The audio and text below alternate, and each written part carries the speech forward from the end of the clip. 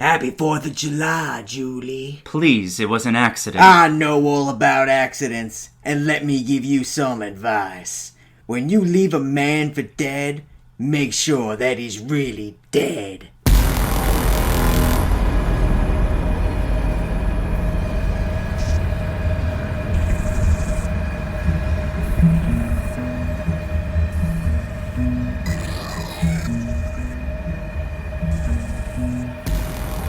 Hello and welcome to Two Guys, One Necronomicon, a weekly horror review podcast where we talk about all things horror. We talk about your cult classics to your modern day trash. And today we'll be talking about I Know What You Did Last Summer. We are your hosts, Brian Hotboy LaGrassa and Shane, I'll let the little boys go, Smith. That one's bad. Yeah, for the record, I've never had little boys that I would have to let go. I'm sure he's just referring to some kind of horror movie with that one. Let's talk about I Know What You Did Last Summer, which is a classic 90s horror movie. I'd have to assume this was like the horror blockbuster of the 90s. I was a kid in the 90s, so I never really got to fully enrapture myself in the decade. Right. But I do remember these films. I remember like Scream that came out, I think 97, the same year as this. Mm-hmm. It was written by the same guy. I think his name's Kevin Williamson. But I know that was like the revival for slasher films with Scream. And then like this movie came like right after it. This movie is not as good as Scream, but it's very entertaining. It has some flaws, which we'll get into. It definitely does. Overall, I had fun watching the movie. Oh yeah, no, it's definitely a fun movie to watch. Especially during the summer when you can really appreciate it. Exactly, and that's why we're kicking the summer off right with this movie. Some things I didn't know about this movie, Johnny Galecki's in it. It's got a lot of surprise people. It's got Anne Hesh. It's got Sonya Blade. That's... the Sarah Michelle Gellar's sister is Veronica Vaughn. That Veronica Vaughn. Johnny Galecki, I guess, when I saw this originally, I had no clue who he was. Like, why is Leonard Hofstadter? Yeah, like now that's what I'm thinking. I'm like, that's Leonard. Like, you're not a weird fisherman. I know. This cast is hot, like 90s hot. Yeah, as we mentioned in the last episode, this is arguably the hottest cast of a horror movie. Not even talking about the additional supporting roles. Yeah. The leading four are just all smoking hot. Yeah, I mean, Ryan Phillippe, Jennifer Love Hewitt, Sarah Michelle Gellar, Freddie Prinze Jr. That's a cast right there. It's a banger cast. And then you add in like Anne Hesh and Bridget Bolson-Sampras. Yeah. And Johnny Galecki. Johnny Galecki, he's incredible. And Muse Watson as the fisherman. I didn't know who that is. That guy like known for anything else besides being the fisherman in both I Know What You Did Last Summer? I think he's in like CSI or something. I could be wrong. Okay. I mean, I honestly just don't know. Yeah, whatever.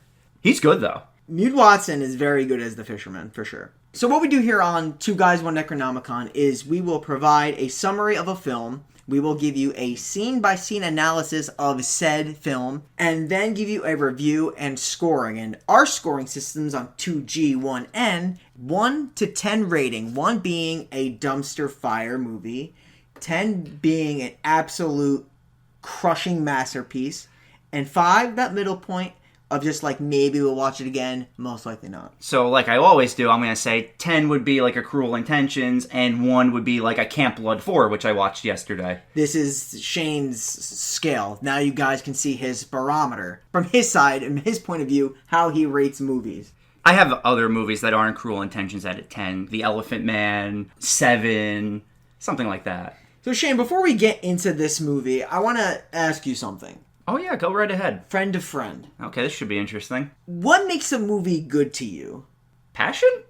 That's fair. No, in all seriousness, I would say characters I care about is probably the most important thing. I agree. I think characters are the most important thing. And then a story that I find interesting. An evolving story, yes. And then music. Score, very important. Yeah, those are like the 3 main things to really definitely drive a film. Hot, passionate scenes. Well, that's why I put passion in there. That's why we even employ a passion bump, because a movie can be better just by adding that extra little passion. Yeah, we can't all be Mike G. Who is our friend who originated the passion bump? You're giving him too much credit. He's a piece of trash. Well, that's a little harsh. He's a piece of trash who loves Red Bank. He does love Red Bank. Unfortunately, this movie does not take place in Red Bank, which is a shore area of New Jersey. It takes place in North Carolina. It does. So it definitely puts you in the summer vibe, for sure. 4 teenagers agree to harbor a deadly secret that would not stay dead. He didn't stay dead at all. No. This movie was released in 1997, directed by Jim Gillespie as a horror mystery. And this is the kind of movie that's like, okay, we did something bad and now it's going to come back to haunt us. I see where it's labeled a mystery, because there's a part later on in the film where it's like, this guy did this, which led this guy to doing this, which led them to doing this. And you're like, why is there so much going on for this teen slasher flick? I know. This movie, I think you said it, and that's why I kind of brought up what makes a movie good in your eyes, because it's very entertaining, but there's just times where I'm like, this movie sucks. Like, I don't know if you ever got that. Oh, no. There are certain things that happen, which is just mind-boggling, like, why? I'm just going to bring it up now, because I'm going to talk about it even more. There's a scene where there's something in a trunk with a bunch of other things, and then she goes somewhere, comes back in like 2 seconds, and is completely implausible for all of it to be gone and out of the trunk in that quick a time span. Fair enough. Which Fair enough. we'll get into later. I don't want to give it away yet, but it's like, it's impossible. 2 things, and we appreciate all of your support. In order to grow more, we need your help. To do so, please follow us on Twitter, like our Facebook page. We are 2 Guys, 1 Necronomicon at 2 Guys, 1 Necro. Also, please give us a review on Apple Podcasts. 5-star review, 4-star review, whatever it is, it'll definitely help us out, get us up in the charts. Honestly, throw us a 1 spot, because I love brutal honesty if you hate us. That's true. He takes criticism surprisingly well. I don't enjoy any. I'm really actually pretty negative dude. I gotta get more light in my life. The light of my life is in this movie, Jennifer Love Hewitt. It's true. Because as bad as this movie can be at times, the hot, passionate scenes in this movie really do give it a bump in my eyes. There's not many passionate scenes in this There's film. not, but there's scenes that you see Jennifer and you see Sarah Michelle Gellar and you're like, oh yeah. Oh yeah. I could give it an extra point on my star rating because of them. And I feel like no matter what they threw at Jennifer in this movie, in the beginning she's wearing these really baggy clothes. They make her wear overalls. I feel like they do everything to make her look less hot, and she's still smoking. It's actually kind of wild. One thing about this movie, now I like all 4 of these people that are the main characters, and they're like good in other movies, but some of their dialogue and acting is so over the top or just hokey, or like, it's just... I'm going to point out something. I actually think they all suck in this movie. Like I think every single one. It's odd because we think of them as all good actors, and they are. Each actress and actor in this movie, I would qualify as a good actor, especially Ryan Philippe. I think Ryan Philippe is probably the best of the 4. Yes. But I think they're all very good. Just in this movie, like you said, there's a lot of overemphasis. It's like Ryan Philippe spends almost all of his screen time shouting and choking out Jennifer Love Hewitt. He's got a lot of bravado. He's like, swear you'll never say anything. And he's choking her, and she's just like, oh, okay, this is happening. Her character, besides when she's screaming, just doesn't seem like she has emotions. No, you're right. Even before, when she's supposed to have emotions. She's like shook. I think the whole movie, she's just like really shook. Yeah, that could be it, but it's bad at times. I agree. No, I think it is. This movie opens up with a man sitting on a cliff, kind of like overlooking a rocky shore. And I think at the same time, there's like a full-on party on the docks. There's like fireworks and stuff going off. Maybe not a party, maybe like a festival, or and maybe kick off the summer. It's the pageant festival. That's exactly what it is. It's the pageant festival. Sarah Michelle Gellar is one of the 6 finalists to win this pageant. So the only thing that's important in the beginning scene is that the guy sitting on the shore, like overlooking everything, he has like this love pendant on. Yes, that he's like spinning around. And then the fireworks go off. It startles the audience, and then it shifts into the scene with Sarah Michelle Gellar, where she's on stage, she's one of 6 finalists, and her friends are all sitting at the top. And I love a good beauty pageant. Everybody does. Not a fan. Let's give out the character names so we don't have to keep referring to the actors and actresses. I love that idea, Shane. Kick me off, kick me good, and kick that little Timmy. Okay, so Sarah Michelle Gellar is playing Helen, Jennifer Love Hewitt is playing Julie, Ryan Philippe is playing Barry, and Freddie Prinze Jr. will be playing Ray. And now, what's great about this beauty pageant is now everybody has to come on and say, like, what they're going to do to change the world. Already, you just get introduced to Helen's character, and you can just see right through her soul, and I love it. Because what she says is brilliant. She says she plans to move to New York City to pursue acting and change the world through art. That's just what everyone wants to do. I started this podcast with the idea of changing the world somehow. Oh, you should be in a beauty pageant. I know. I don't have the looks for it, but I have the talent. Oh, but that's BS, because you have very pointy hair, and the world needs to know how pointy it can be. I have quarantine hair. Oh, it has just sharp. been growing out for about 3.5 months now. It's sharp. Shane likes to shampoo with cactus. No. We'll leave it at no. Now, Brian, this opening beauty pageant scene, does it remind you of anything? Because it kind of reminds me of Scary Movie. Yeah, exactly like Scary Movie. Exactly. I hadn't seen this movie in a while, and I had just last month watched Scary Movie because I ran through the original 3, and I didn't realize how to a T Scary Movie nails, like, this movie. Like, there's certain parts in Scary Movie where I'm like, oh, they're overacting for the parody. It's barely a parody. The overacting is all in this movie. It's just that the first balcony scene in this movie, it's the exact balcony scene pretty much from Scary Movie, so Yeah. I just wanted to point it out. I remember it. I have to rewatch it again to really kind of, because I just watched this movie finally. I haven't seen it in years, to really recapture it, and I'll probably just die hysterically. Because it's probably zero exaggeration. It really... There's this scene at the very end of Scary Movie where Anna Faris is, like, spinning around in the middle of the street yelling, "What do you want from me?" And Jennifer Love Hewitt, no joke, does that mid-movie in the middle of the street. Jenny. But anyway, let's talk about this actual movie we're reviewing. Okay, so as they're about to crown the winner of the beauty pageant, you see the other 3 friends hanging up in the balcony. And Julie, who's probably her best friend, is like, wow, Helen was born for this. And Ray, who is Julie's boyfriend's like, he had no idea her breasts were so ample. And Barry's like, she does exercises to pump them up. Like, I know what I'm ready for when I put this movie on. That set of dialogue just sets the tone of this movie, and it is absolutely beautiful. Anyway, at that moment, Sarah Michelle Gellar wins. Sarah Michelle Gellar, a.k.a. Helen Shivers, is the Miss Croaker Queen, and a cheer from the crowd erupts.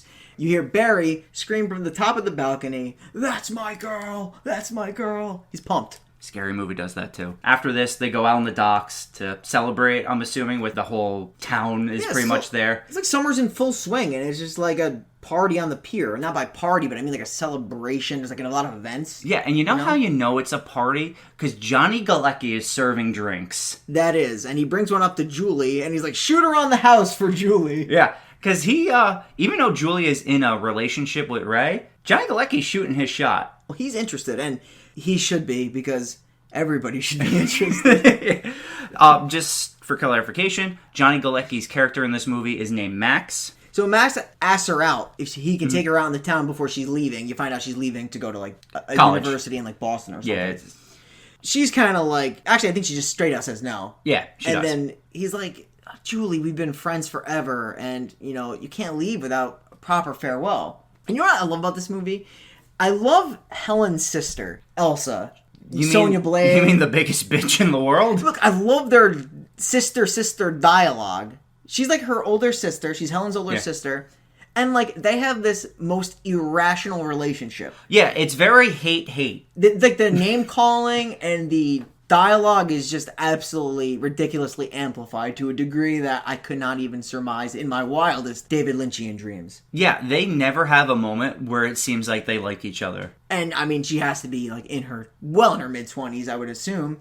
But she's just really immature for her age. Like I stopped fighting with my brother when I was 15. Yeah, and she's probably like 28 and just mean for no reason. But going back, Max didn't take this rejection well. And then he says something, and then that's when Barry comes up and almost fist fights.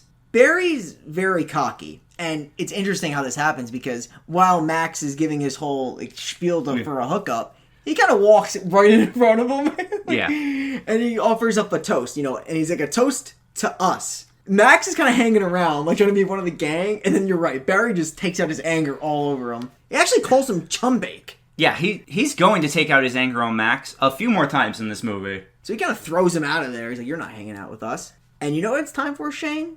It's time... For a fire at the beach? For a joyride.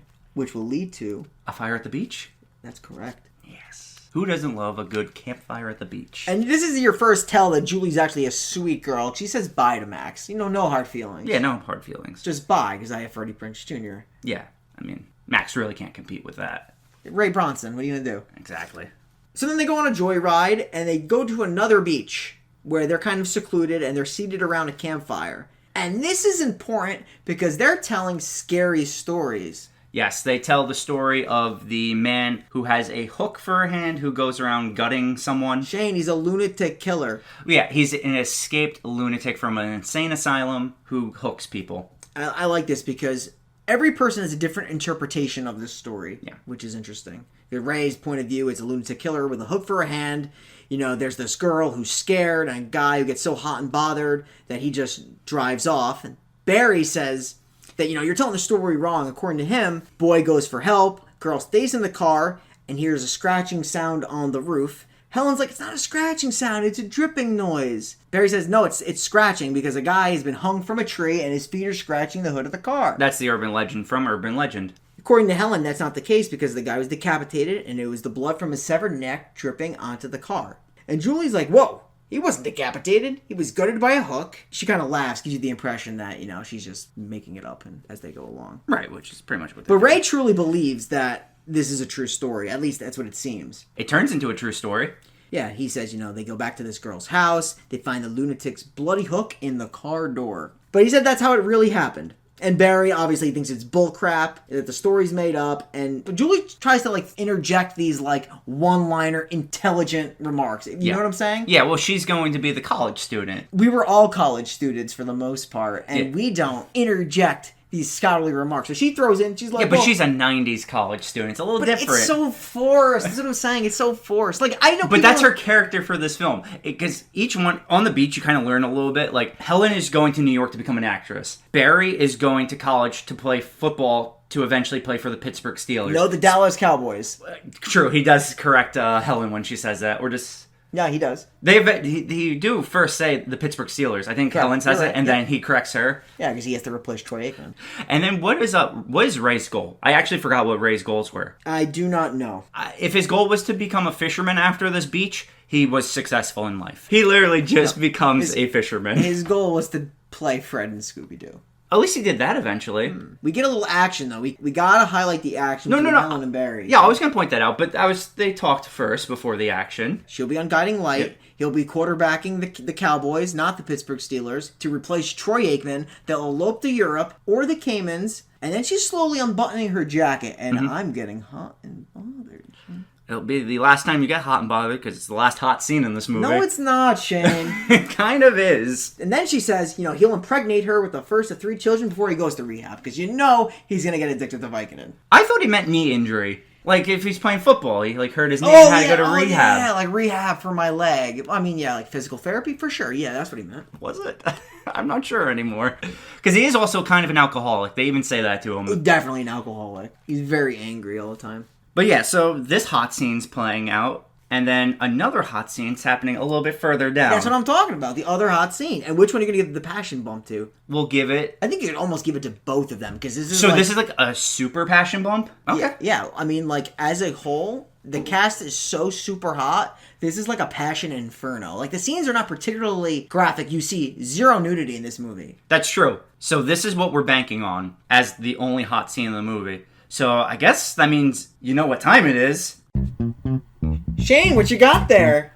Oh, just my wiggling finger.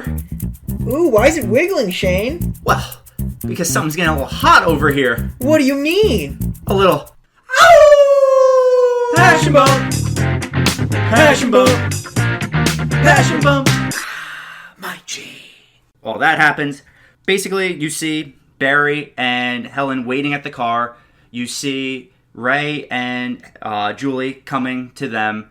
I'm assuming also that might have been Julie's first time. It was implied. Because Ray's like, are you sure? Yeah, it's implied. So it's either that it's her first time or it's her first time at that beach.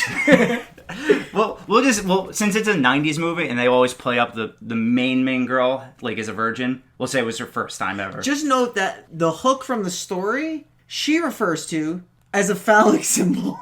Phallic symbol, phallic symbol. We did it again.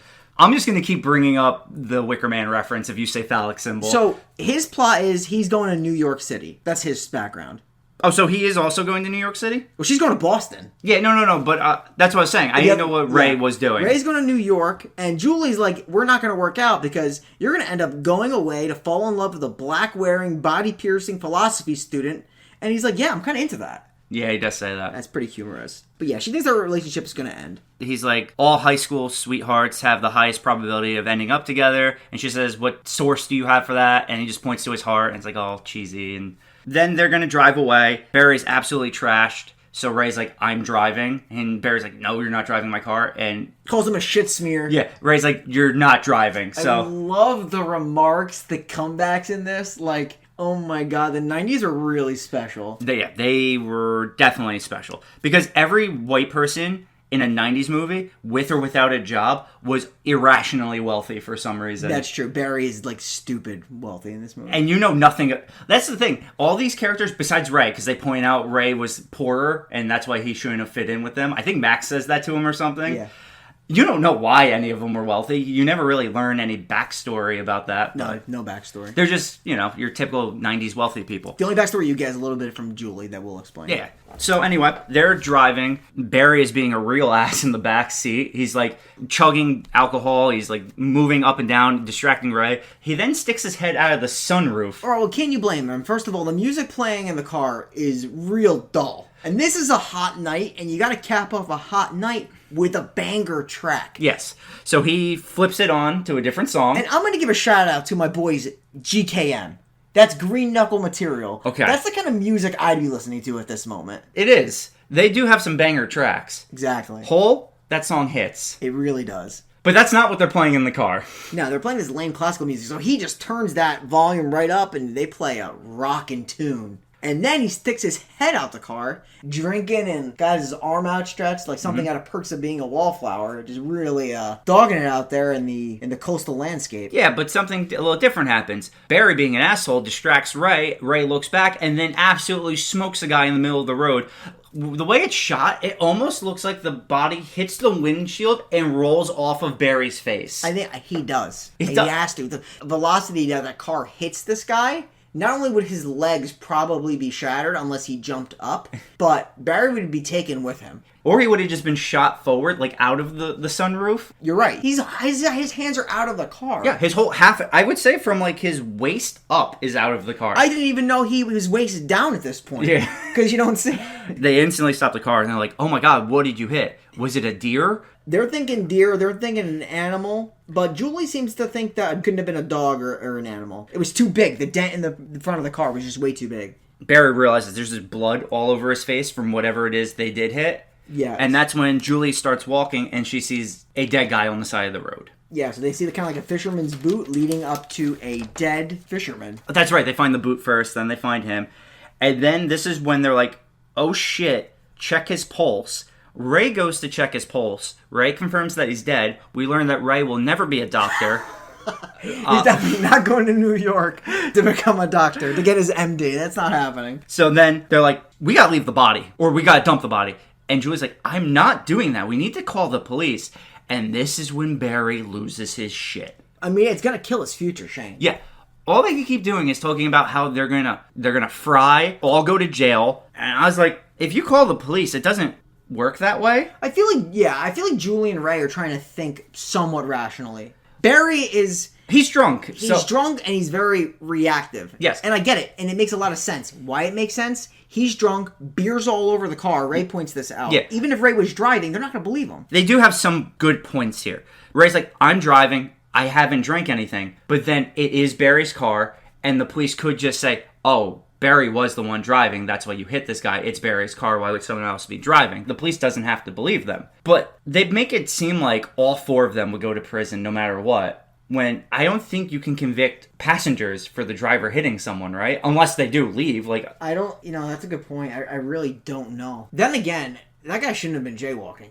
Well, they even point that out. I think it's Julie who says it. It was dark, the guy walked through the middle of the road. Yeah, like who walks? Like, you have to walk up the street. Yeah, so this is a good time to point out. This isn't just like a side street or it's a highway on the side of a mountain. You can actually just, if you're not paying attention, you just drive off into the ocean. The alcohol is their one thing. I still obviously don't agree with them, what they end up doing, which is dumping it into the ocean. While they're discussing this, though, another thing that happens is Max, of course, drives up. They see a pickup truck and they notice that it's Max's truck. At this time, they were already dragging the body across the street. So what they do is they dump it over the guardrail and make it look like Barry's throwing up. So Max won't question anything. Barry's an alcoholic. That makes sense. So they make it like he's sick on the side of the road. Totally get it. Julie's just playing it off. Yeah. Max then goes on to berate Ray and his upbringing or whatever. And then he just drives off. They then take the body, they throw it in the trunk of the car, and they drive it down to the docks. They bring the body to the dock, and then no one wants to dump the body. Everyone's like, nah, I'm not going to do it. Barry, I love what he says. He's like, just pretend it's a lunatic escaped from a mental asylum who has a hook for a hand. And then Helen says like, oh, you know what? I'll do it. She goes to push the body, and the guy is still alive, grabs her head and the crown, and instead of being like, sunk cost, all right, let's maybe, not dump the body. They kick him in, and you just see, like, his hand, like, drag the crown in. And of course, that crown is evidence. Exactly. Barry jumps in. I'm gonna say it's a dive. Yeah, dives. That's a good... This is a drunken dive from Barry. He goes straight down, stares at the body, grabs the crown, and then the guy opens his eyes and gets a good look at Barry. And then he just swims up and he leaves him down there. And my thought is, that guy's alive. He's just going to swim up and go somewhere else. But he's in a weakened state. Yes. He might just bog himself down to the ground. Yeah. I mean, this all could have been avoided if they called the police and kind of explained what happened. Yeah. Clearly could have afforded lawyers to settle this. Yeah, except for Ray. But I'm assuming one of his friends would have. Pay for him. As they keep saying, we're all gonna fry. Here, give you some perspective. It's really a 3v1 right now. You have Ray, Helen, and Barry, who were very, very with the idea of burying this body, burying this secret. Julie is the one character, and she's pretty much the main character of the movie, because you see really a lot of things through her perspective. It's mainly just her POV of everything. She's against it. Yeah. Highly against it. But she goes along with it, because obviously she's not going to talk them out of it. Well, it's either that or she's going to get choked out by Barry anyway. Which is what's coming up, and alright, this scene is stupid, but awesome. So Barry's like, let's make a pact. Right here, right now, a pact. We never speak of this again. And right away, Ray and Helen are like, yes. And Julie doesn't say anything. Barry, being the calm and level-headed friend that he is, grabs his friend by the throat, pins her against the car, and says, swear it. And she... You're taking this to your grave. Like she's not even being choked. Just stares at him. Like, typical Barry. Just choking me again. Every Friday night. And anyway, she agrees. And then so you see funny. The camera just kind of pans over the docks, and all that's shown is that love pendant that the man was holding in the beginning. Yes. So at this point, you're led to believe the guy who was sitting on the rocks at the beginning of the movie is the guy they ran over. Mm-hmm. So we flash forward 1 year. Literally, it says 1 year later. And this is not enough time for Julie to get over this. No. So she is sitting in her college with a roommate. She's got to go back home. She doesn't want to. Summer's here, bitch! We out! Yeah, the roommate's really excited, despite them not going to the same place. So I don't know what she was so excited about, because Julie's just going home. She doesn't want to go home. I would never want to be at school. Like, I feel like I would never want to stay. Like, of course I'd want to go home, but she doesn't. That's how much this has pained her. I mean, you'll find out. This has pained her so much. She's doing really poorly in school. If she gets more bad grades, she's going to get expelled. She's going to get spanked. I don't think she's going to get spanked, but probably going to get dropped out of school. She goes back home. She's with her mom. They have dinner. It's a very awkward dinner scene, too. Yeah, because her mom's like, how are you? You gonna eat that? You gonna eat that? Your grades aren't great. Are you doing drugs? She doesn't say anything. She looks zonked. Yeah. So the mom said that just to get a reaction out of Julie. She doesn't actually think she's on drugs. Julie, she's like looking through family photos. You get a little backstory here of her father. Julie's basically been telling her, she's had a rough year. Give her a break. And then we kind of get some insight that, like Shane mentioned, she's been doing poorly at school. She never went home to visit. She wanted nothing to do with going back to North Carolina. Her mother also mentions that her father must be rolling in his grave after all the unsuccessful time she spent at college. And that's when the mom's like, oh, by the way, you got this letter. And she opens the letter. And it's the simplest letter you've ever read. It just says, I know what you did last summer. And she's tearing up because she knows exactly what this means. Yeah.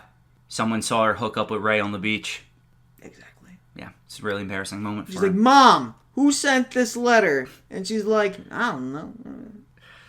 And that's it. Just like that. She's like, I don't know. So then Julie instantly goes to a store where Helen's sister works, Elsa. Yeah, it's such a funny scene. She goes there because she's like, I need to get in touch with Julie. Can I have her New York number? And she's like, well, I mean, you can try her 10 feet over there by the fragrance. Both of them have done terrible since the accident. Helen went to New York for a few months. Nothing happened, and she just came back home to work in fragrances. Yeah, and I feel like the small talk ends very quickly because Julie's like, got the letter. She's like, what do you mean? Shows her the letter. Helen instantly believes, like, oh shit, like, someone knows. What makes it interesting, a little bit of this scene, is while they're talking about it, the sister's eavesdropping on this conversation. She's eavesdropping from a distance. Like, she must have some kind of extrasensory hearing. Now, She's like trying to listen in. Now, my question like about this scene is, are they trying to make it like she sent the letter? Yeah, I think so, but it's like, the sister was at the party, but she wasn't, like, at the beach. It seems unnecessary to try to fool the audience that maybe it's the sister. Like, I know. She says, have you shown Barry the letter? She's like, not yet. So that's when they go to see Barry. And Barry's kind of, like, hanging out on the balcony. You also find out that Helen and Barry are no longer dating. As they're walking up to Barry's place, you do find that out. From the top of the balcony, Barry's just... He's yelling at them. He does not want to see them.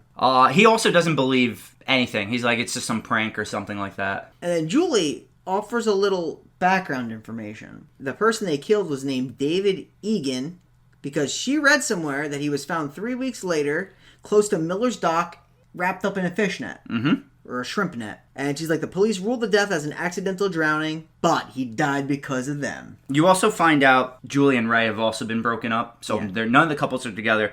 Around this time is when Barry says, it's gotta be Max. Max was the only one to see us that night. Yeah, and he's like, I'm gonna take care of this in private. So they go to where Max works. Max also works down by the docks. Barry goes to Max, and he's like, yo, bro, you sent me that letter? Yeah, and Macho Man Randy Barry freaking takes him, throws him against a slab of ice. Yeah, threatens him with the hook. Grabs a fish hook and threatens him with it. How fitting, the fish hook that we've heard in stories. And then Max is like, I have no idea what you're talking about. And asks if he's on drugs, because that's a fair question. Yeah, it's a very fair... He's definitely on something. Yeah, he seems like he's so amped all the time. Probably like an upper, a Coke or something, maybe. He's just always angry. Always yelling. Barry gets the message across, a real threat. And as he leaves, and Max grabs the fish hook and just starts yelling and cursing at him. Yeah. He's like, I'm going to call the cops on your quarterback ass. Yeah. As he's holding the fish. I'm like...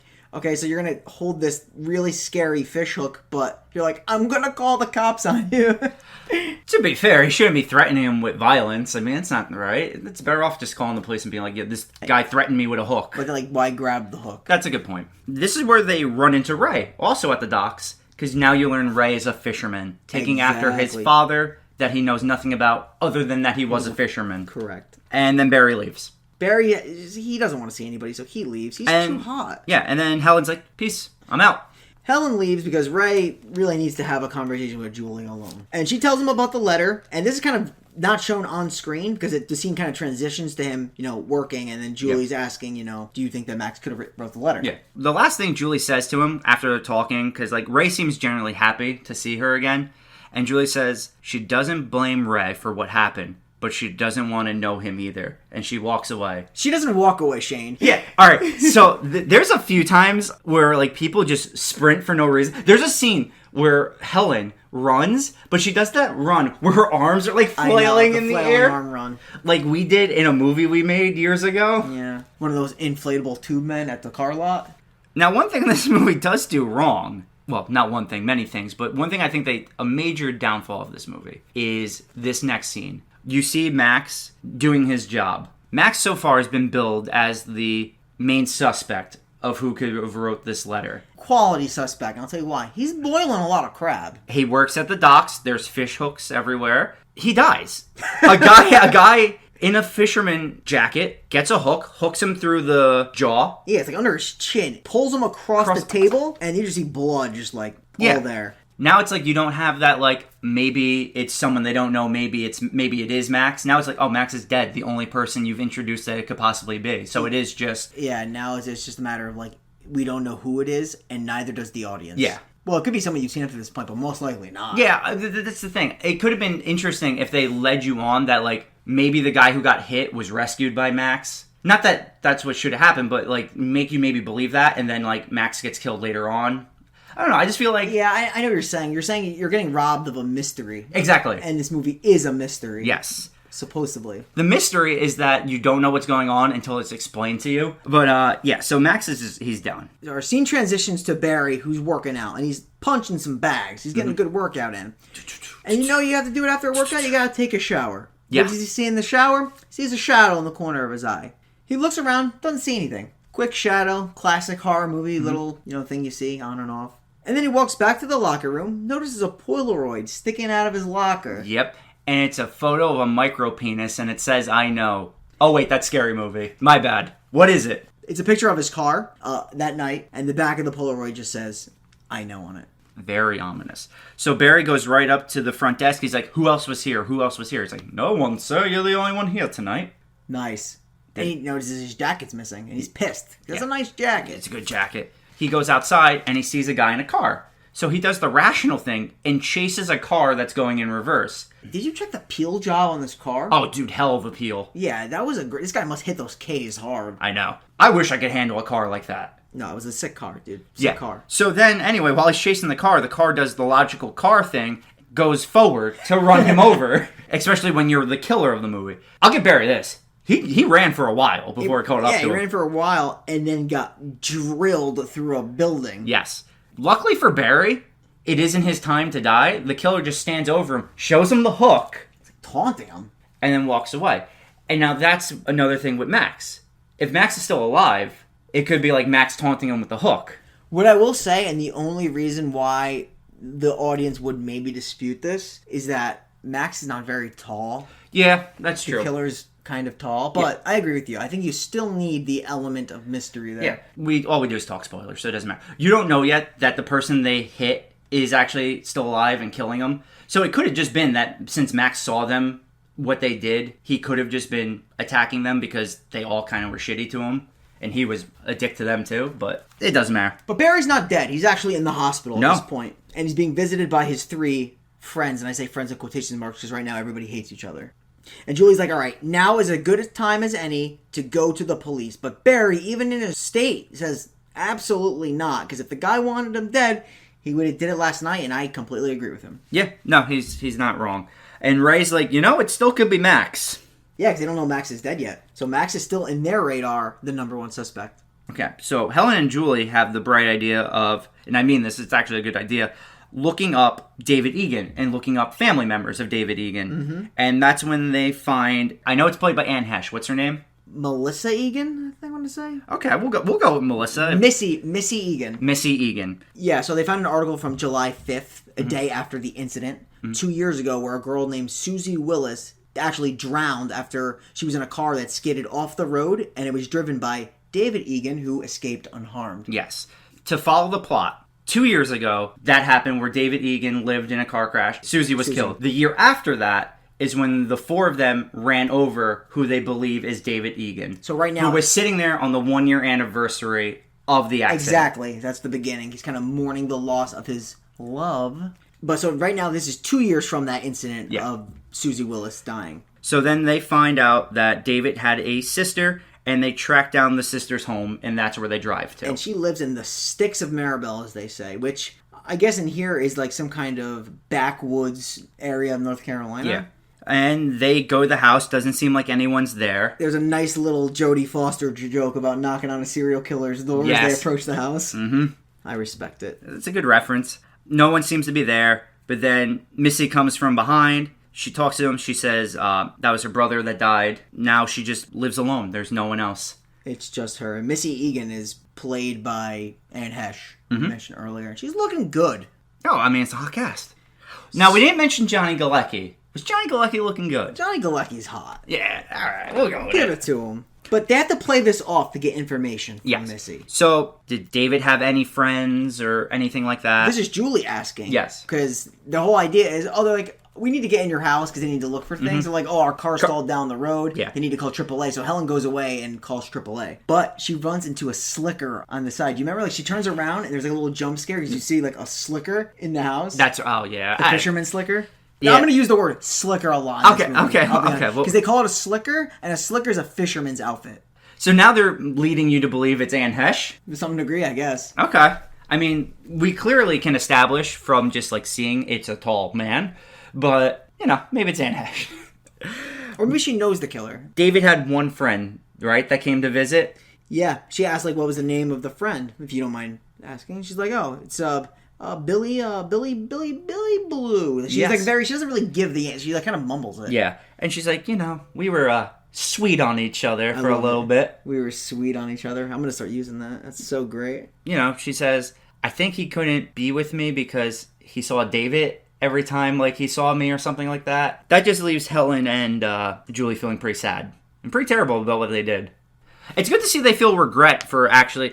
This is the thing. Yeah, they're being hunted now by someone, but they are bad people. Oh, yeah, for sure. They technically killed the man and threw his body in the ocean. And they technically didn't even kill him when they first hit him with the car. He was alive, and then they killed him by throwing him in the ocean. So they're not the best people. Just for a little context, we found out that David is the younger brother, graduated in 1992, friends with Billy Blue, who came and visited her while, unfortunately, he passed away in last July. Julie mentioned she lives alone. Their dad died a while back. Mother is in a home in Aurora after what happened to David. So, like, everything really did go bad after this incident happened for everybody. Yeah, so once they get all this information and they leave, they get in the car and they start, like, talking. And Helen says maybe David was on that road because he wanted to die because his girlfriend had died on that road a year prior. So they're thinking maybe he jumped out in front of the car as, like, a car-assisted suicide. And at that point... Anne Hesh jumps into the window and she's like, see you got your car started. Freaking bangs on the window. And Julie writes this up. She's like, it's the weirdest thing, but it started up right away. And Missy's like, it's funny how that happens. Yeah. And she looks at them creepily as they kind of like just drive off. Helen goes home, says something to her dad. Her dad completely ignores her. And she's walking around the house. And that's when you notice a man in a slicker is also walking around her house. I don't know if her dad is deaf, but like he's listening to some really loud baseball. Like abnormally loud. And he doesn't pay attention to anything. He doesn't pay attention to his daughter. He doesn't pay attention to the random guy in the slicker walking around his house. She goes upstairs, and the guy's already up, like, in her room. Yeah. And you see kind of a cool shot, I would say, of her, like, as she's, like, walking up the stairs. You just see him go into her room, so she just misses him. Mm-hmm. And then she's getting into, like, a nightie. The slicker guy is in her closet, and he's, like, breathing heavily, and you just hear something unzip. But it's her, because she's changing. But he's watching her intently. And you get a back shot of Ellen, and there's like a music builds up because you think the guy's gonna go up and get her, but it's her sister. And when you say she's a huge bitch, you're absolutely right, because she's like, you gotta get by the store at 10 o'clock tomorrow. And she's like, well, you know, that's impossible because it's tradition that last year's pageant winner has to be at the festival. Mm-hmm. And then she just says, you and your hair, it's just so pathetic, and then walks away. It's like the most irrational sister. It's like, God, it's like they're just the worst. Like, was one adopted? They hate each other, and you don't even know why. I don't know why, but I do know something. Helen wakes up the next morning, and some of her hair is missing. Yeah, all cut up, and she's just like grabbing her hair, and it's just falling out, and you're like, oh no, she was all her hair. Fair enough. Important. Sees the word soon written on the mirror. It's written in either lipstick or something. So now 3 of the 4 of them have gotten a message from whoever it is that's doing this to them. I'm calling him Mr. Slicker, or the dude in the slicker, or the fisherman slicker. We'll call it the fisherman slicker. Okay, so the scene shifts to Julie, who gets an urgent call, and she makes her like run out of the house and kind of like start driving away. And she starts to hear rustling noises to the back of her car. So here we go. And she just sees a straw hat in the back seat. That's all she sees. She kind of parks, gets out of the car, pops open the trunk, and just sees a bunch of crabs. But underneath the crabs is your boy, Max. All right. So this is the scene I was referring to at the beginning of the podcast. She sees Max in her trunk covered with what you would say hundreds of crabs. Yeah, a lot of crabs. She's already in front of Helen's house at this point. She runs, she sees Barry and Helen, and the scene cuts to them going outside. There is no physical way to get that body and every single one of those crabs out of the trunk in that time period. There's a lot of crabs in there. Okay, maybe you could get the body out, but you're gonna leave a crab or two behind. Shane, all that was in the trunk was a jack, some jumper cables, and an umbrella. No body, no crabs. Yeah, totally plausible. It doesn't look wet at all. It's so dumb. It's so dumb. And Julie, like, she looks dumbfounded because everyone obviously is not going to believe her. Yeah, she's like, I can't believe this scene's in the script. She's like, he was here, and he was wearing Barry's jacket. And Barry's like, okay, well, where did he go? Did the crabs carry him away? Yeah. Barry with the jokes. But Helen's like, to try to rectify a friendship, she's like, I believe you, Julie. Well, yeah, you should. Who the fuck lies about seeing Max with a bunch of crabs in their trunk? Because up to this point, there's no reason to think Julie would lie about this. And they have no reason to think Julie would lie about this. Because they've all been taunted, so... Yeah. And then, one of the famous screams of the movie, Julie's telling her friends, she's like, we can't go to the police anymore. What are you waiting for? She's screaming out into the ether, just telling this guy, like, whoever you are, what are you waiting for? She's spinning, come on! And she's spinning in the middle of the road. Just like I said from Scary Movie, it's wild. They go then to find Ray, who is immediately punched in the mouth by Barry. And he says, you're gonna die. My favorite scene in the movie. Ray's like, oh, hey guys. And he's like, you're gonna die. He just punches him in the face. And I'm like, wait, I was like, did I miss something? Why do they think it's Ray now? Ray was with them that night driving. Clearly it wasn't Ray. Barry's like, how many messed up fishermen are out there? And Ray's like, hey, listen, I got a letter too. And I love this because Barry's like, oh, you got a letter. I got run over. Helen got her hair chopped off, and Julie got a body in her trunk. But you got a letter. I think this is the scene. Is this the scene where they like, right, we know Billy Blue was a friend that visited Dave. We want to get a yearbook to show to Missy. They know he graduated in 1992, and there's someone else who graduated in 1992. Helen's sister, Elsa. Yeah. So, but Ray is he's like, no, I don't want to bring the book to her. I don't want to do this. Which does seem suspicious. There's no harm in doing that. Exactly. He looks like puzzled or confused and like he knows something. Exactly. We cut to a parade. It's the parade, and you see I love this because you have like the parade flow with the pageant winner who's Ellen with the tiara and like this clam throne. Yeah, and then leading the way at the front of the just Barry. The float is just Barry just looking angrily. And remember, he was in a car accident not long ago, so his face is all like roughed up. Like he looks like shit. Yeah, he should not be leading your parade float. But you can tell he's kind of happy. That she's getting... Well, because they look back at each other and smile. And they're like, rekindling old flames, maybe? Yep. So basically, though, Barry's there for security. Mission is to look in the crowd for a fisherman slicker outfit. Yes, and they find one. Barry tracks him down, tackles him, and it's just an old man. Who I'm pretty sure doesn't even get a word out because he's so old. Yeah. But she's like looking through the crowd, and to her, everybody's wearing a fisherman slicker. Which, to be fair, this is a fishing town. Everyone does wear a fisherman slicker. So scene cuts to Missy's house as Julie arrives. And she's looking around the yard. And Missy apparently just like the hardest woman to find in her own home. She's out by the shed, though. She's out by the shed. But you know what's also out by the shed? A dead hanging turkey, animal bones fastened to the backyard fence, and just a bunch of animal skins and various furs. So it's essentially the Texas Chainsaw Massacre house. Yes. That's exactly what it is. Except that, as far as we know, these people have done nothing wrong and are just parts of...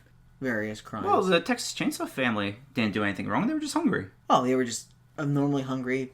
No murder. Well, you gotta eat. It's rural Texas. I assume that's what everyone in rural Texas does. Oh my gosh. Ann and Julie talk, and Ann says, I know David killed himself. He left me this note the night he died. Was it the night he died, or she found the note after? I don't remember when she said she found the note. But she has a note. She just mentioned she had left a suicide note, but she had to hide it from the insurance company because they wouldn't pay her money if they knew that David killed himself. She believes that her brother killed herself that night. Okay, so she did have the note the night he died, at least right after. Otherwise, the whole police thing wouldn't come into play. She said that, it doesn't matter anymore. She can give her the note because, the money, the insurance money's already been spent. We don't ever find out, I don't think, what they spent it on. Not that it's important. Yeah. That's when Julie has the realization, like, if David killed himself, they didn't hit David. It's a good point, too. And remember, they established at some point that who they hit had the tattoo. Who they hit had a tattoo. Right? It was a... someone with Susie's name on? Susie's name written on his arm, yeah. David didn't have a tattoo. So now she comes to the conclusion, okay, we didn't hit David, so who the hell did we hit? Scene kind of pans back to the pageant. This time it's just Barry up in the rafters. And all we see is the shadow of the man in the slicker in the background. Helen starts to notice that person sneaking up behind Barry. So she starts shouting, he's up there, he's going to kill him, he's going to kill Barry. Yeah, and she like kind of tries to run down the crowd, and the crowd's like holding her, stopping her. She's making a nuisance out of herself because she's just screaming. And they should have listened to her because Barry is getting sliced up. Now, notice he says getting sliced up because he gets stabbed with this hook about 4 times. And there is not a drop. Well, there's one little drop of blood on the corner, but there is no blood because the police officer goes up there with her and he doesn't find any evidence of a murder. And that means one of 2 things. Either this movie is not very good, or that is the cleanest kill of all time. Shane, the camera does pan to the left and you see the little blood drip from the banister. banister. Alright, so let's just assume Barry actually never had blood in his body. The blood was from the killer. Yeah, because there's no way you're getting hooked like that and not leaving, like, blood splatters. It's absolutely ridiculous.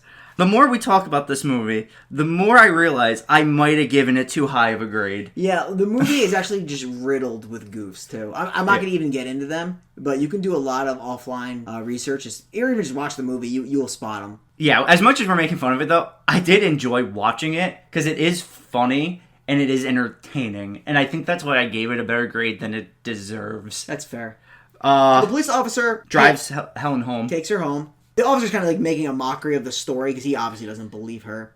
They're telling him it's a man with a hook hand, which is the urban legend they were referring to at the beach. And the police officer's like, I've heard that one. He's like, no, let me refresh my memory. This guy wasn't a fisherman. He was an escaped mental patient with a hook for a hand. Mm-hmm. Then the police officer, he stops in the middle of the road.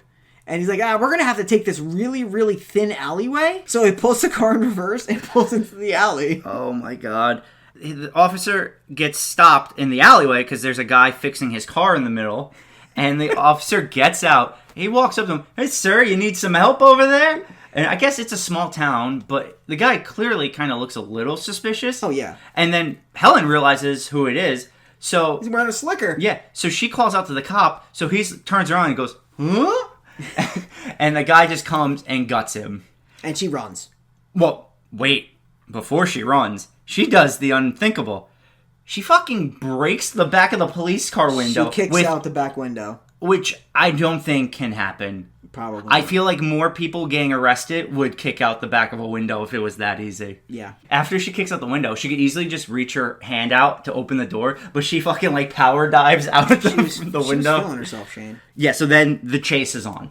She bolts, and he has a nice quick walk, which is, it's just going to eventually catch up to her because that's what happens in every horror movie. But scene shifts to Julie, who's doing a little bit more research into Susie's death, finds out that Susie was survived by a father named Benjamin, a local fisherman.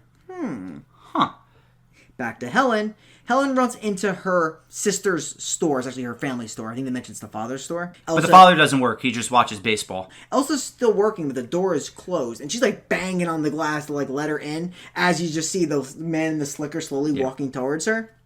And I love how she takes her time to let her sister in. Yeah, she forgets something halfway. She forgets the keys to open the door, and she has to walk all the way back. I was like, that's how little she cares about her sister. Her sister is screaming for help. And she's like, oh, what a burden on my life. The Ellen mentions that she's being attacked. When she eventually gets in, she's like, lock the other door. So the sister locks the other door, and she goes upstairs to call the police.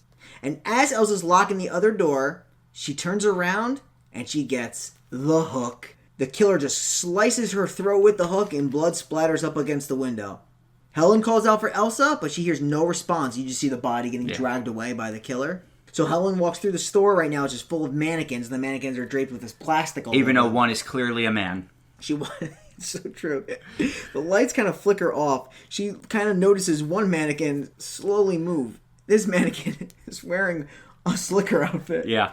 Jumps at her, jump scare moment. She goes to hide in the bathroom at first, but that's where she sees her dead sister. Yeah. She screams. So she goes on like a giant dumbwaiter. Yeah. And she starts pulling herself up, and he's like hooking, but he can't reach her. This scene's actually hilarious. She keeps pulling herself up, and he slowly walks up the stairs, and basically beats her to the top. I love it. Quick walk. Yeah. It's great. So then she runs, and She just dives out of a 2-story window into trash. She hits wood. Like, the wood's breaking her fall. Yeah. She kind of limps towards the marching band, which is, everything's in procession. So there's a marching band, and there's fireworks. So it is loud. So she can't scream for help.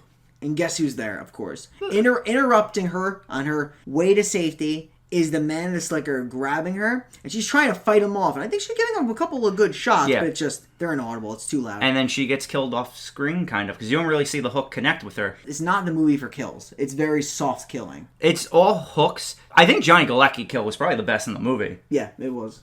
With this whole thing, they do it pretty well with all the noise, so that's why no one can hear her. Granted, the band has horrible peripheral vision because she is literally right there in the alley. Literally like 15 feet away, tops. She looks back. If you're in that situation, no matter what, you're not looking back because you're right there to safety. But she looks back, and that split second is why he ends up in front of her somehow. So that means he came from the street? Yeah, I don't know. That's a great question. These are all great theoretical questions to ask and dissect this movie, because it's like he would have had to come through the front door of the store at that point, go down the stairs, go through the front store, and meet her around. Like, it's... Yeah, it's a little far-fetched. So she's dead. That's when we switch back to Julie, who finds Ray, and she lets you know exactly what happened. Yeah, so she goes to Ray's boat. That's where Ray is. Yeah. So she goes to the boat.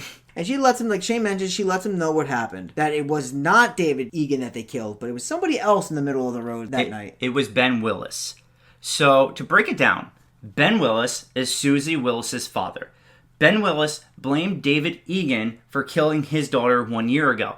So David Egan didn't kill himself. Ben Willis went up to that mountain where David Egan was, threw him off of the cliff, causing him to drown. Then Ben Willis, on his way back, was walking in the middle of the road and was hit by the kids. Little double murder action. Exactly. David Egan killed the daughter. He's not that great. The dad then kills him. He's not that great. The kids then kill him. They're not that great. It's just a murder pile. As Julie's explaining her theory, she notices the boat name of Ray's boat. Mm-hmm. The boat name is Billy Blue. Someone used an alias. And she's like, you were the fisherman that visited Missy. And then she kind of does her nice little runaway. We love so much. He's like, well, I can explain. So Ray instantly gets clotheslined by another fisherman. We don't know who this guy is yet. Literally just runs full speed, and just the guy extends an arm and just clotheslines him. And Julie's like, oh, you have to help me. And the man's like, he's very indistinguishable. He's wearing a cap. And he's like, easy, child. She's like, I need to call the police. And he's like, get in the boat. And she just runs into the boat. Yeah. He goes on the boat, too, with her. Without her noticing, the boat has been moving now. Yeah. I guess undocked and now is moving into the sea. Yes. But she notices something interesting in the cabin of the boat. She notices the straw hat she saw that was in the back of her car. Mm-hmm. So now Julie's like, oh, great.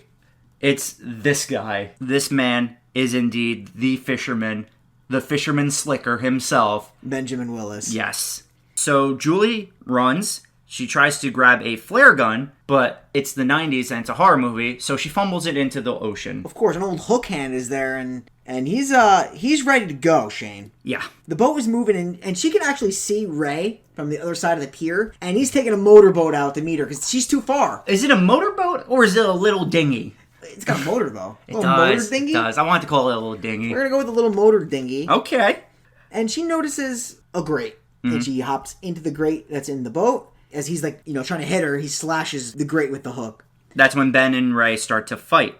Ray gets punched overboard. Yeah, he gets socked. He is very... I don't even know how to describe this, because he literally grabs a rope and is dragged by the boat from the back and then climbs up the boat like goddamn Jack Sparrow. He's nimble. He's nimble, Shane. She drops into what appears to be an engine room when she gets out of the grate. Barricades herself in, and she obviously she cannot get out because the killer put something heavy on the hatch. As Ben is breaking down the door that she's barricaded in, she hops into a hallway, and this hallway's taking on some water, and she takes her jacket off, which is super hot, and pulls it, trying to open that door to get out. Oh, is this the old ice room? This is old ice room. In the ice, we find two bodies. We find Helen and Barry. So now Julie knows both of her friends have been killed off. She didn't know this up to this point. Well, she does. When she sees her friend, she screams. She's like this really loud scream, and Ray hears it. And he sees the man with a slicker shadow kind of walk towards her. Ray sees the guy on the deck of the ship open a wooden door, and he smiles as he spots Julie. Ray then sends a pulley very fast and rocks him in the face, knocking Ben out cold. So this is when I realized this guy's indestructible. Because he got hit by a car a year ago going about 70 miles an hour. This is not like a small hook. It's a big, probably like 20, 30 pound, like swinging hook that he takes directly in the nose. Doesn't even break his nose. This is like an ode to every slasher movie. The slasher is the most indestructible person. I don't say human being, because some of them are not human, but the most indestructible person. He's got skin like Sharon Stone in the Catwoman movie. Holy hell. That's a reference. Ray swings down a rope, extends a hand to Julie. And as they start to leave the boat, Ben's eyes open. He is back up and at him. And he slices at Ray with the hook, sending him to the floor. Then Ben grabs Julie and... Happy 4th of July, Julie. This is when he raises his hook into the air. He's going for the big kill. So what exactly happens here? I'm happy that you asked that, because it's a bunch of bullshit. Yeah, okay. Because I had no idea how to explain this scene. First things first, he gets his hook hand caught on a rope. Then, from what I can only estimate and theorize, Ray hits a rope that's attached to a pulley, locking Ben's hand in place, sending him flying into the air vertically, I don't know, like 50 feet in the air to the top of the boat. This is the greatest thing ever. It makes no sense. I guess there's a metal piece hanging at the top of the rope that slices his hook hand off. Yeah, but like, you would think his hand would get mangled. It's a clean slice. Like, he got his hand cut off by a lightsaber. I know, like, that's so true. It is, like, clean. And you just see Ben's body as his foot kind of gets tangled up in the rope as well. I don't know how that happens now. And he's just swinging back and forth like a pendulum. The pulley eventually does release, and he just sent flying into the ocean. How does it release? I don't know. And we can only pray that God will give us the knowledge and forbearance to figure this out. Yeah, we're going to have to watch the sequel. So believing Ben to be dead and gone, Julie and Ray hug on the boat. And Sweet Susie, the name of the boat, kind of just keeps sailing. And they're having a little talk now, because scene shifts, and the police are investigating what happened on the boat. And Ray mentions to her that, the guilt was killing him too, and that's why he had to visit Missy. Little write-up. He needed to know more. No, that makes sense. And he tells her he loves her, and he wants her back. And she's like, I understand your pain. I want you back, baby. Yeah, Jennifer Love Hewitt is very, like I said, even when she's supposed to have emotions, emotionless. So the cops pull up the net to make the scene, if it wasn't even more ridiculous, the hand perfectly still holding the hook. Plausible, Shane. This dude had a killer grip even when it was severed from his own body. But not even that. Like, you would think then the metal would have hit the metal first before cutting his hand off. I know. Love it. So the cop has to ask some questions, and the questions he asked is a very logical one. Would you guys happen to know why this man wanted you dead so bad? And they're like, no. They look at each other like, no. They're like, okay then, case closed. Yeah, no more questions here. Don't worry about it, guys. Body will turn up. They always do. Except in this case, because the movie then flashes forward another year. We're back at college. This time they're in New York, though, and Julie is doing better. She's on the dean's list. But she's doing much better. She's in a towel. Amen to that. By the way, this shower is very steamy, and I don't mean that in a euphemism kind of way. It's actually just very steamy. It's very steamy. You can barely see anything. So her friend's like, oh, this letter came for you. And it's in the same font that the killer gave her the letter. And she's really nervous. And then she slowly opens it. And then she sees... Pool party! Invitation to the pool party hosted by Kappa Beta Gamma this Saturday! Let's go! KBG! KBG! KBG! Actually, KGB! Oh my... So yeah, it's the pool party scene. And by pool party scene, I mean she just puts the letter down and goes back to shower. She was on the phone with Ray. Well, he's in New York as well, I believe. Yeah. And they're going to meet up. Exactly. At least that's what the context was told. But she goes into ready to take a shower, but she sees something scribbled on the mirror. She sees, I still know what you did last summer, which is the name of the sequel. And then, to end the movie, the Slicker figure pops through the mirror and at Julie, scene and film end. And I will love to find out how they explain that in the sequel. Because I know she's the star of the sequel. She is. And Ray is also another lead in the sequel. So... Did that just not... Is it just one of those, like, write-offs, like Friday the 13th, where, like, the kid jumps out from the lake, and then the sequel, they're like, yeah, that never happened, it was all a dream. Yeah, I know. Which is probably going to be what they do in this, too. Right off, yeah, probably. That's the movie. And like I said, I think I'm going to lower my grade when we talk about it now. Yeah, I think it's fair to say. So, let's consider all things. Characters, trash. Yeah. Acting, as like I said, these actors are good. Yeah. But they're not in this movie. No. Jennifer Love Hewitt, if it wasn't for how good looking she is so boring. Breaks my heart because she is the most beautiful woman on the planet. Ryan Phillip is just over the top the entire film. So intense. Half his dialogue is loud shouts. Well, he's Sebastian from Cruel Intentions in this movie. It's the same character. No. Dude, they're just really obnoxious and crazy. Yeah, but he doesn't shout the entire... Oh, no, yeah, he shouts. Like, he actually acts in that movie, and he's excellent in it, and that movie's a 10. He's a rich snob in both movies. Yeah. Sarah Michelle Gellar's much better in Cruel Intentions than she was in this. Ray just... I feel like he acts so slow in this movie, Freddie Prinze Jr. I feel like his reactions, everything's just so, like, slow. Kind of, you're right. He doesn't pick up on things. Yeah, but... I'm like... All right, dude, pick it up. Show me some emotion. Yeah. It takes so long for him to develop something. The relationship with Helen and her sister is just terrible. Yeah, I think the relationship is laughable. It really is. The mystery is not much of a mystery because there really isn't. I like the twist, but like you don't really care about it so much. Well, that's what I'm saying, because it's not a twist almost, because every time you led us to believe it was someone else, like I said with Max, or like they instantly kill off that character. And they develop Jennifer Love Hewitt really fast into this girl who hates everything, into like, okay, now she goes to a point, I think it's like 40 minutes into the movie, we are no longer going to the police, we are now handling this. So she does some deep diving investigating. Yeah. With all these negatives being pointed out, it's still kind of fucking entertaining to watch. Very entertaining film. It's a slasher. It's a slasher revival because, like as I mentioned, in the 90s wasn't the era of slashers. Like, the 80s was. 80s was slasher time. I mean, 90s had a lot, though. There was Scream. There was this. Urban Legends were coming out. Urban Legends in 2000. I mean, Urban Legend was 2000. Okay. Like, Scream kicked it off. And these movies came back to back. Like, they came back in 97. They came in the same year. And they were both written by the same guy. Interestingly enough, the guy who wrote it, Kevin Williamson, actually wrote the script for this movie first, before Scream. Interesting. But he couldn't sell it. Okay. Because it's trash. Yeah. Jason X came out around this time too, right? Maybe 2000. 2000. It was also 2000. That's one of the best slasher movies ever made. Scream and this film, you can credit for rebooting slashers. Yeah. Yeah, because then we went on a tirade of slashers. You eventually get like Valentine with David Boreanaz and Denise Richards. You get High Tension.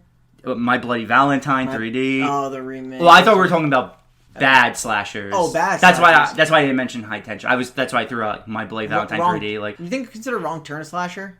Not really, right? Yeah, no, I would definitely consider it a slasher. Wrong Turn 1's a good movie, though. Wrong Turn 1 is good. Wrong Turn 2 is good for the wrong reasons. And then 3 through 6, get the bags. I doubt anyone has seen Wrong Turn 3 to get that reference, but I'll go into it first. My rating for this movie was originally a 6. Upon further evaluation, I'm lowering it to a 5. I can't, in any good faith, say this movie is anywhere above average.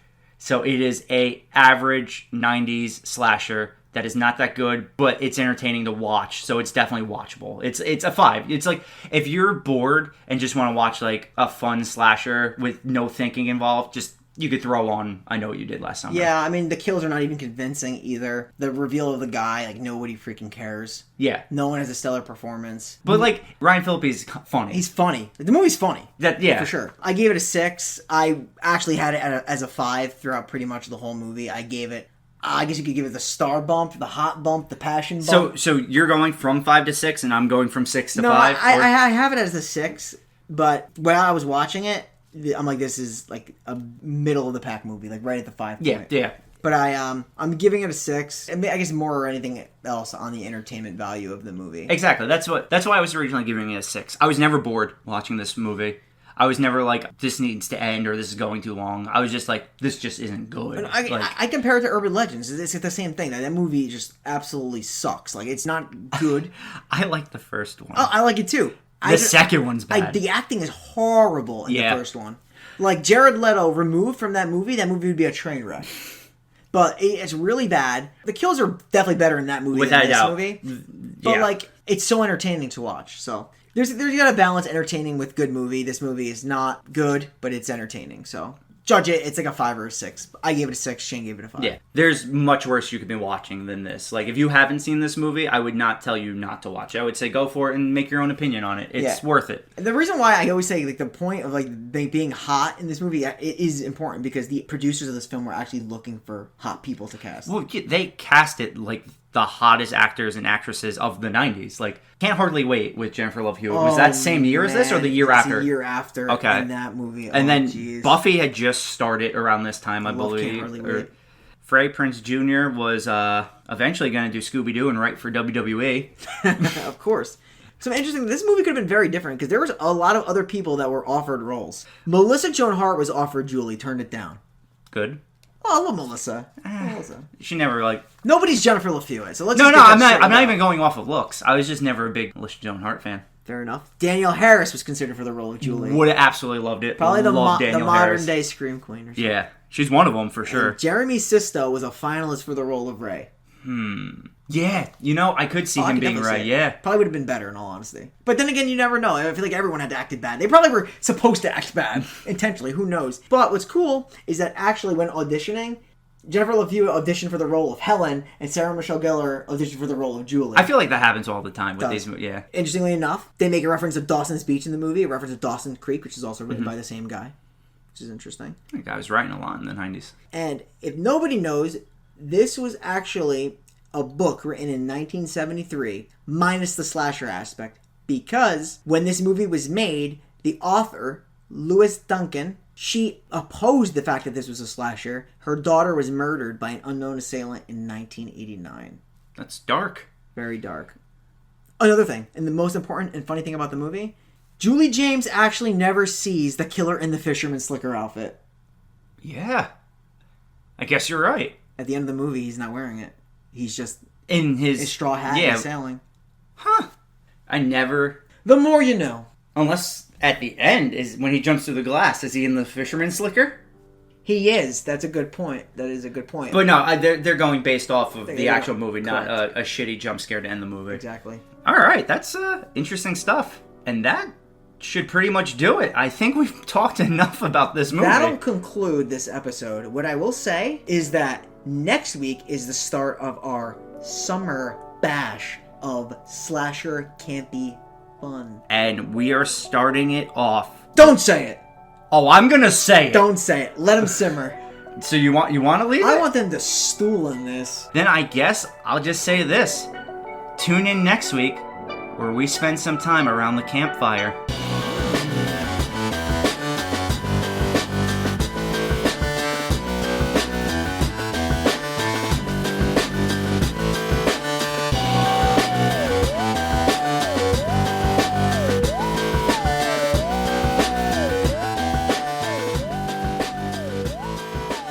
This is it for Two Guys, One Necronomicon. Thanks for tuning in today. We hope you enjoyed the show. Don't forget to visit our Twitter page, our Facebook page. Follow us, give us a like. We'd love to hear from you and talk horror movies.